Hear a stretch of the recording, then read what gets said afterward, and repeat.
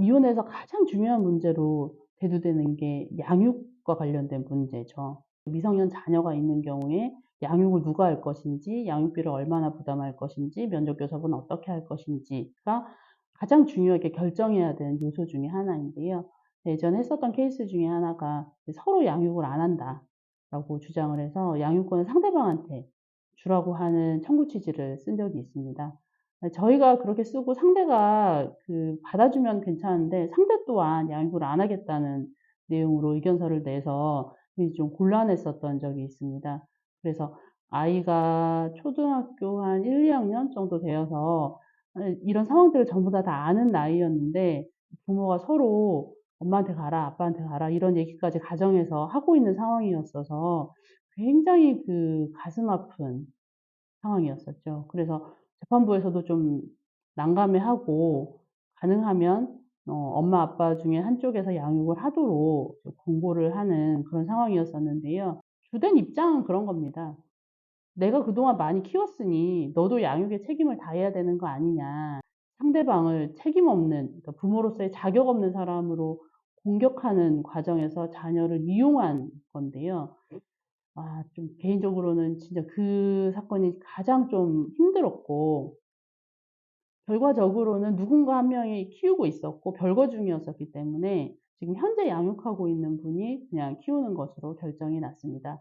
요때 과정에서 또 굉장히 모순적인 게, 내가 키우고 있을 때는 양육비를 많이 받아야 되고 청구가 상대방한테 데려가라고 할 때는 또 양육비를 적게 써 달라고 하고, 이게 참 또 어렵더라고요. 왜냐하면은 어차피 이 아이를 키우는 데 들어가는, 이 아이의 생존을 위해서, 복리를 위해서 필요한 금액은 어느 정도 선인데 왜 기준이 내가 키울 때의 금액과 상대가 키울 때의 금액이 달라지느냐.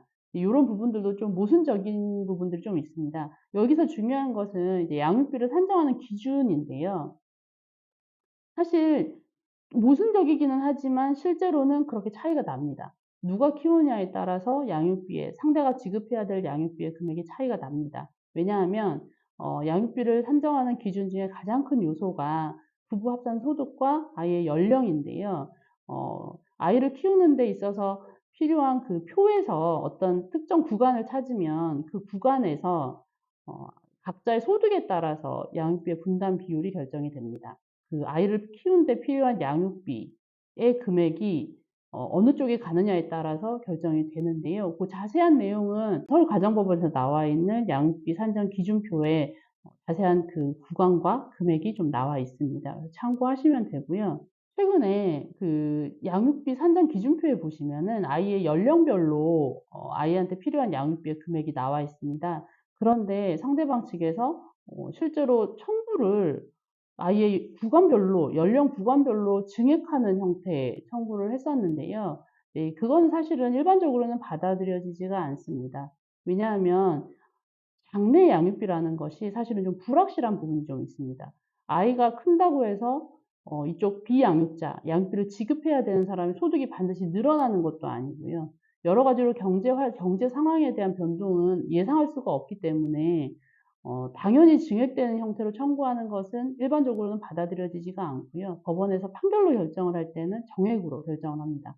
다만 협의 이혼을 하시거나 재판상 이혼을 하시더라도 조정으로 이혼을 마무리하는 경우에는 아이의 연령의 상승에 따라서 당사자 간의 협의로 증액을 하는 형태의 약정을 하기도 합니다. 예를 들면 아이가 초등학교 들어가면 얼마가 증액이 되고, 또 중학교, 고등학교 올라감에 따라서 얼마씩 증액을 해서 지급하는 형태로 당사자들 사이에 협의를 하기도 하고요. 당사자들 간에 협의하는 거에 대해서는 법원은 다 존중을 해 주기 때문에 그렇게 결정을 해 줍니다. 협의 이혼을 하는 경우에 금액을 좀 적게 청구하거나 아니면은 안 받는 청구를 하는 경우들을 종종 봅니다.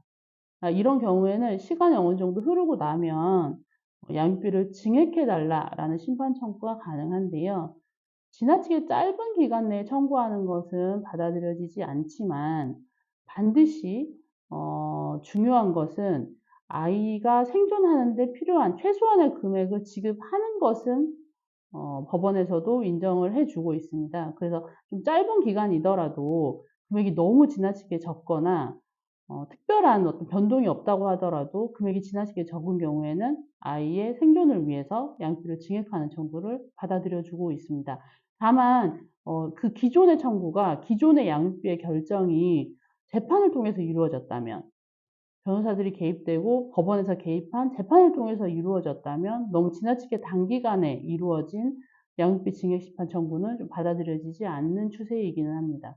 왜냐하면 협의혼 과정에서는 좀 즉흥적으로 좀 감정적으로 이루어지는 경우들이 있고, 반면 재판에서 이루어진 경우에는 어느 정도 이제 심사숙고를 해서 결정했다라고 보는 시각이어서, 만약에 내가 협의혼을 했다, 그리고 양육비가 없거나 너무 적다 이러면은 양육비 증액심판 청구를 하면 어느 정도는 받아들여질 수 있습니다.